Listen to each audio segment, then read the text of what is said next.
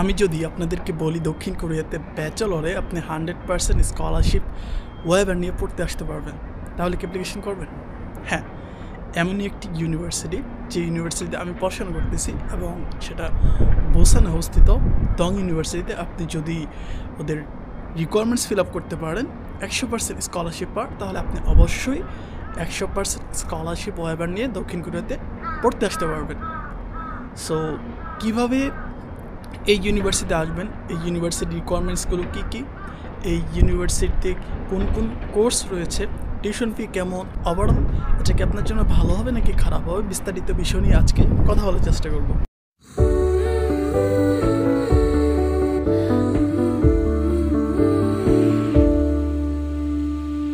দং university বুসানের অন্যতম top ranked একটা university, যে ইউনিভার্সিটি লাস্ট 4টা ইনটেক ধরে ইন্টারন্যাশনাল স্টুডেন্ট নিতেছে ফর ব্যাচেলার্স অ্যান্ড মাস্টার্সের জন্য।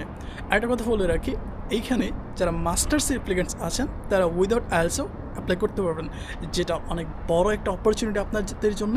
যারা ইংলিশ নিয়ে অনেক বেশি ভয়ে আছেন, আইএলটিএস নিয়ে অনেক বেশি ভয়ে আছেন, তারা চাইলে উইদাউট আইএলটিএসে কিন্তু দং ইউনিভার্সিটি আসতে পারবেন। সো এবার আসি যে আপনাকে 100% স্কলারশিপ পেতে হলে কী কী রিকোয়ারমেন্টস থাকা লাগবে। অবশ্যই আপনার একাডেমিক প্রোফাইল একটা ডিসেন্ট প্রোফাইল থাকা লাগবে। যদি আইএলটিএসের কথা বলি তাহলে আপনাকে আইএলটিএসে অবশ্যই 6.5 অথবা এর উপরে থাকতে হবে যদি আপনি 100% স্কলারশিপ ওয়েবার পেতে চান। আর যদি আপনি কোরিয়ান থেকে আসেন তাহলে আপনাকে অবশ্যই টপিক লেভেল 4 পাস করতে হবে। এরপর আপনার আদার্স যেই ডকুমেন্টসগুলো আছে এইগুলো মোটামুটি যদি ডিসেন্ট থাকে তাহলে আপনি 100% স্কলারশিপ ওয়েবার পাবেন যদি আপনি এই ইউনিভার্সিটিতে অ্যাডমিশন বা অফার লেটার পান। ব্যাচেলর অ্যাপ্লিকেন্টসদের জন্য যারা হিউম্যানিটিস ব্যাকগ্রাউন্ড থেকে আছেন তারা চাইলে গ্লোবাল হসপিটালিটি ম্যানেজমেন্টে পড়াশোনা করতে আসতে পারেন। এই গ্লোবাল হসপিটালিটি ম্যানেজমেন্টে আপনি চাইলে hotel management, tourism and restaurant and food and বেভারেজেও পড়তে আসতে পারবেন। দেন বিবিএতে যারা পড়াশোনা করেন তারা চাইলে বিজনেস অ্যাডমিনিস্ট্রেশনে আসতে পারবেন। অ্যান্ড আইটিতে যারা আছেন বা যাদের ব্যাকগ্রাউন্ড সায়েন্স তারা চাইলে এআইতে আসতে পারেন অথবা সফটওয়্যার ইঞ্জিনিয়ারিংয়ে পড়াশোনা করতে আসতে পারেন। এখন আসি যে দং ইউনিভার্সিটির পড়াশোনার মান কেমন। দং ইউনিভার্সিটি বুসানের অন্যতম একটা টপ র্যাঙ্ক ইউনিভার্সিটি এবং এখানকার পড়াশোনা সত্যিই অনেক ভালো। যদিও এই ইউনিভার্সিটি জাস্ট 4টা ইনটেক ধরে স্টুডেন্ট নিতেছে, বাট স্টিল এই ইউনিভার্সিটি কোর্স, কারিকুলাম, অ্যাডোজেট সব কিছুই আপনি সন্তুষ্ট থাকবেন। লাইক একটা স্টুডেন্টের কেরিয়ার গ্রো করার জন্য যতটুকু ইফোর্টস দরকার আপনি টোটাল ইফোর্টসটা আপনি এখানে। হিউম্যানিটিস ব্যাকগ্রাউন্ডে যারা গ্লোবাল হসপিটালিটিতে অ্যাপ্লিকেশন করবেন তাদের টিউশন ফি অ্যাভারেজ 3 লাখ টাকার মতো পড়বে উইদাউট স্কলারশিপে। আর আপনি যদি 100% স্কলারশিপ পান তাহলে আপনার এই যে টোটাল টিউশন ফিটা, এই টোটাল টিউশন ফিটা আপনাকে পে করতে হবে না, আপনার কোনো টিউশন ফি থাকবে না। বাট আদার্স যেই কস্ট, লাইক এখানে আসার পর আপনার লিভিং কস্ট, ট্রান্সপোর্টেশন কস্ট, আপনার হেলথ ইন্স্যুরেন্স ফি বা আদার্স যত কস্ট আছে সব কিছু আপনাকে বহন করতে হবে।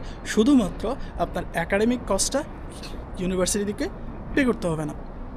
2 নম্বর, বিজনেস অ্যাডমিনিস্ট্রেশন বা বিবিএর জন্যে সেম, এখানে টিউশন ফি বিবিএ এবং গ্লোবাল হসপিটালিটি ম্যানেজমেন্ট কোর্সের জন্য টিউশন ফি 3 লাখের মতো উইদাউট স্কলারশিপ। অ্যান্ড যারা আইটি সেক্টরে পড়াশোনা করতে আসবেন তাদের টিউশনটা একটু বেশি, সেটা 4 লাখের কাছাকাছি উইদাউট স্কলারশিপ।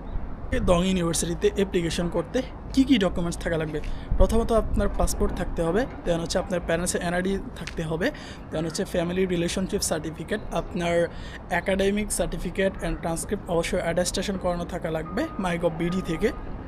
দেন আপনার bank statement and bank solvency.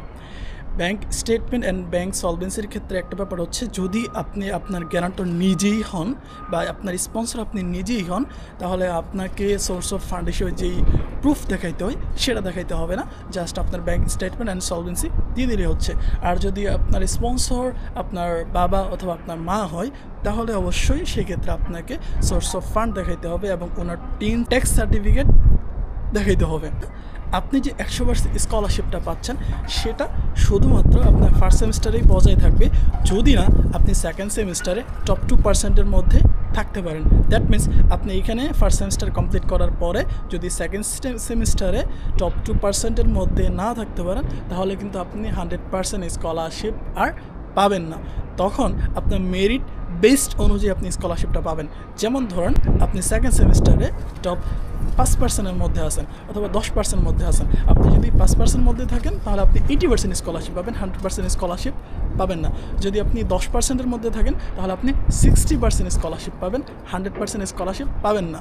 So ইউরোপের ক্ষেত্রে যেটা হয় যে আপনি স্কলারশিপ নিয়ে টোটাল 4 বছরের জন্য পড়তে যেতে পারেন, বাট কোরিয়ার ক্ষেত্রে যেটা হয় আপনি ফার্স্ট সেমিস্টারের জন্য স্কলারশিপ নিয়ে আসবেন, বাট সেকেন্ড সেমিস্টারে যদি আপনার একাডেমিক পারফরমেন্স ড্রপ করে তাহলে কিন্তু আপনি আর সেই স্কলারশিপটা পাবেন না, সেই স্কলারশিপটা আপনার কমে যাবে।